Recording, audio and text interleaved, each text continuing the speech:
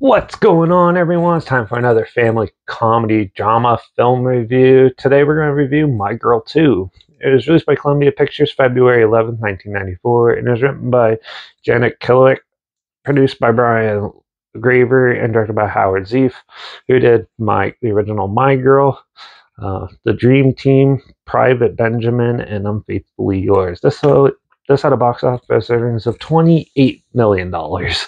So, My Girl 2, well, Veda, the lead character in the first one, is now 13, and she is starting to wonder more about her mom and what actually is true.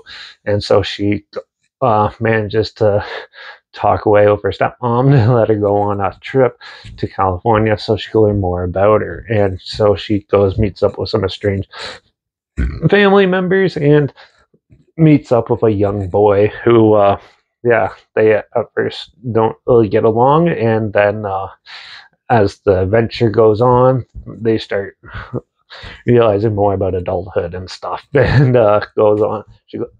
She learns more about adulthood and her mom at the same time as she's on this trip, and you're there for the ride. So yeah, overall this is a really good follow-up for this type of movie.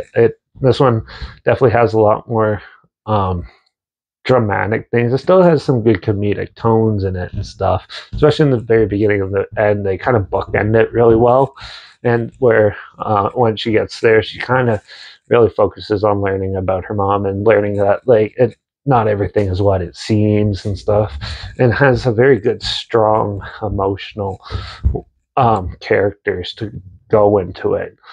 And overall, I thought the film was really well done. The cinematography is really good. The music's pretty good in it too. And the acting is actually pretty decent in this too. There's some where it's a little cheesy, but for the most part, it's pretty good. And the story in itself is actually a pretty decent one. Now they really focus more on the drama. I think if they added a little more comedy in, it would have made it a little bit better, just like the original one. But still, for what it was definitely a decent follow-up. And there's not much else to really complain about it, because it's still a decent film, and overall I think both of them are pretty good. So I'm going to give My Girl 2 a 4 out of 5. I enjoyed it, even though it's very more dramatic than I was expecting.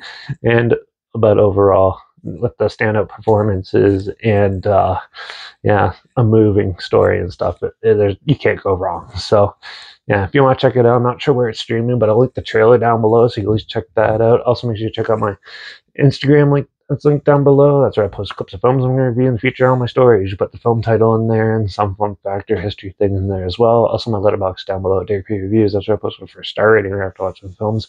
And my Twitter's down below at Reviews_Derek. So follow me on those platforms to know this channel. Like this video, share some more people aware of it. Comment your opinions of the film down below if you have any. If you have any films or film franchises managed on any stream service that you want to hear my opinions on in the future, comment those down below too.